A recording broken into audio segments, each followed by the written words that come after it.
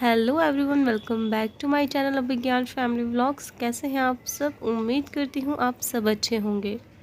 तो सुबह के बज रहे हैं 8 और जक्षु अभी अभी स्कूल के लिए निकल चुका है अपने डैडी के साथ और मैं लग गई हूँ अपने बाकी के कामों में। तो जब तक घर के जो लोग हैं जिनको सुबह में जाना होता है, अगर आपके हस्बैंड हैं वो सुबह सुबह जाते हैं और आपके बच्चे स्कूल जाते हैं, तो आप रिलेट कर पाएंगे इस चीज़ से कि जब तक वो लोग घर में रहते हैं बाकी के और काम शुरू कर पाना बहुत ज़्यादा मुश्किल हो जाता है। मेरे साथ तो ऐसा ही होता है। अगर आपके साथ भी होता है तो मुझे कमेंट सेक्शन में ज़रूर बताइएगा। तो एक तरफ मैं बेड क्लीन कर रही थी और दूसरी तरफ यहाँ पर मैंने चाय पकने के लिए रख दी थी, क्योंकि जब तक मेरे हस्बैंड जक्षु को छोड़कर आएंगे तब तक जो है मैं नाश्ता तैयार कर लूँगी और हम दोनों साथ बैठकर अपना नाश्ता कर लेंगे। क्योंकि नाश्ता करने के बाद फिर और काम करने हैं, तो सबसे पहले नाश्ता करके मैं फ्री हो जाऊंगी, क्योंकि आज मुझे थोड़ा सा टाइम लगने वाला है काम करने में। क्योंकि आज मुझे थोड़े से जो कपड़े हैं, वो एक तो विंटर्स का जो हल्का हल्का सा है वो मैंने निकाला हुआ है और उसमें हल्की हल्की धूप लगानी है, क्योंकि वॉश कर दिए थे मैंने नवरात्रि की सफाई के टाइम पर ही। वो वैसे तो कपड़े हमेशा ही वॉश करके रखे जाते हैं विंटर्स में, लेकिन यही है कि आप कितना भी वॉश करके रख दो लेकिन स्मेल होती है कपड़ों में। तो यही है कि जो जक्षु के थे इस टाइम पर, जक्षु के 8 से 10 जो कुछ हल्के हल्के से जो कपड़े हैं, जैसे सुबह शाम की जो सर्दी स्टार्ट हो गई है तो उसके हिसाब से मैंने निकाल कर रखे थे और एक दो अपने और अपने हस्बैंड के निकाल कर रखे हैं। तो बस इनको मुझे हल्की सी धूप लगानी है और लास्ट डे के जो कपड़े धुले हुए थे अच्छे से नहीं सूख पा रहे हैं, अच्छी सी धूप नहीं निकल रही है इस वजह से, तो उनको भी मैंने फैला दिया है। और अंदर आकर देखा है तो ये महाराज यहाँ बैठे हैं किचन में आकर। मतलब अब तक कबूतरों ने इतना ज़्यादा जीना दुर्लभ कर रखा है, मैं आपको बताऊँ।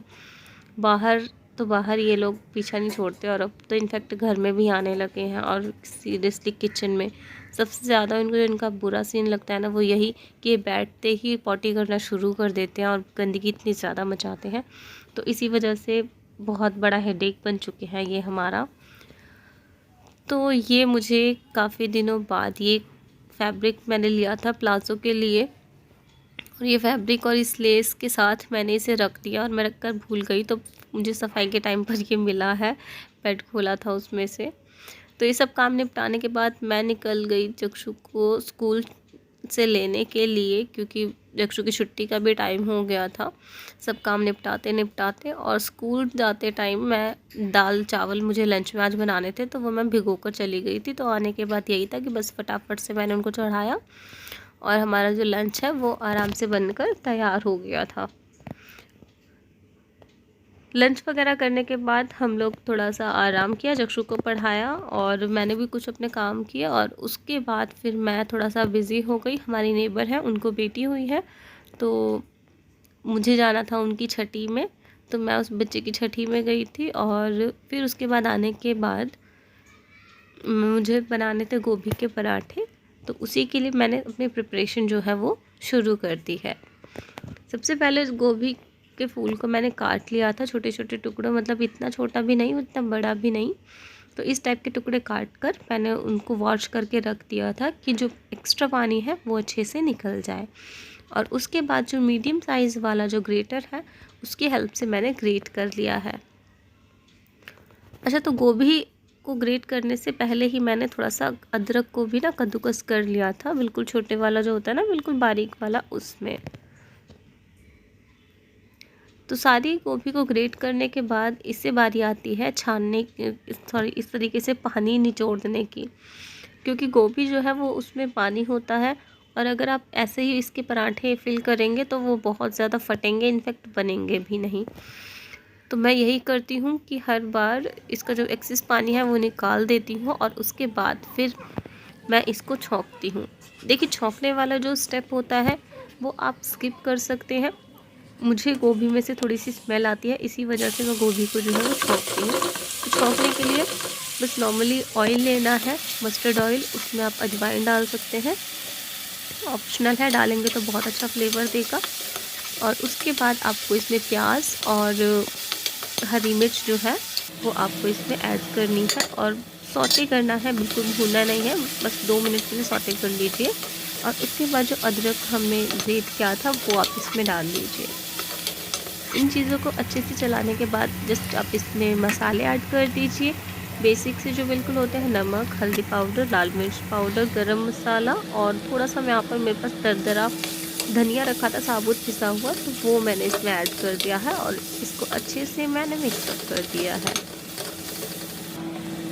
तो इसको मिक्स करने के बाद इसमें जो हमने गोभी ग्रेट करके रखी थी, अब वो इसमें मैं ऐड कर दूँगी और इसे अच्छे से मिक्स कर लूँगी।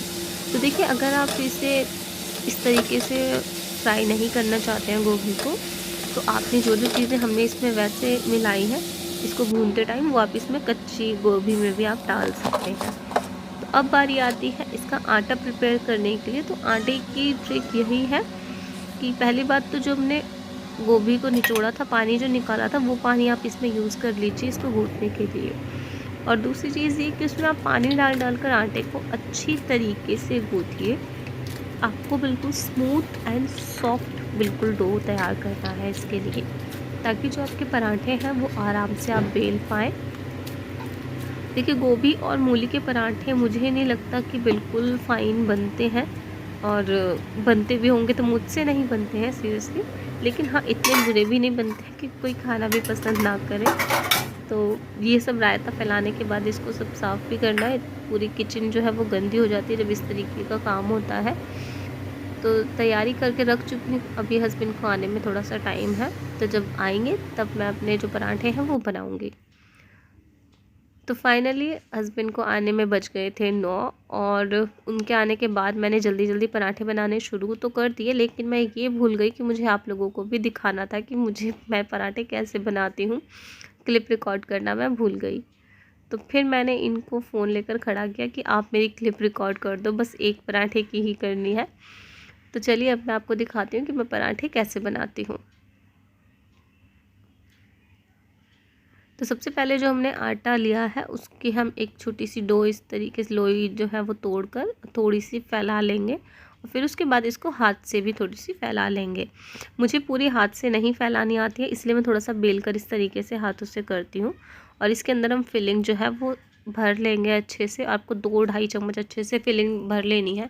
पराठा फटता है तो उसे फटने दीजिए, कोई टेंशन नहीं है।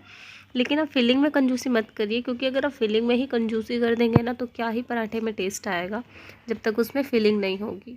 तो इस तरीके से हाथ से थोड़ा थोड़ा सा प्रेस कर लीजिए दबा दबा कर, और उसके बाद इसे हल्के हाथों से बेल लीजिए। इस तरीके से आप पराठे बनाते हैं, एक तरफ से सेकने दीजिए और दूसरी तरफ से आप इसको ऑयल लगा सकते हैं। सेकने के लिए मैं ऑयल यूज़ कर रही हूँ, आप चाहें तो घी या बटर का यूज़ कर सकते हैं। ऑयल को इस तरीके से चारों किनारों पर अच्छे से फैला फैला कर आप लगा दें, और इसको दोनों तरफ से बढ़िया तरीके से आप इसको सेक लें।